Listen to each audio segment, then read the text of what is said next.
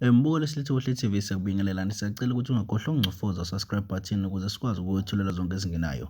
Kanti njengamanje sikwethulela ezithe zadonsa amehlo abantu ezinkundleni zokuxhumana nokubika ukuthi-ke angenise indiza amaphoyisa namakhamera kanye nezinja endaweni yakaDukuza esitolo ekuthiwa iStanger lapho khona kusolakala ukuthi khona amaphoyisa abeshekelela abasolwa ngokuhlakathela isitolo iStanger baqede bagwaza nomnikazi wesitolo base bebaleka belibangisa ngaseThekwini. Nokuyilapho khona amaphoyisa bajijimeze khona imoto yaze yaphuma emgwaqeni, qede baphunyuka badla phansi bathi nyawo ngibelethe. Sesifisa nje ukuzwa nakumbuko lesilethu kuhle TV ukuthi kuthini ukuphawula kwakho ngalolu daba.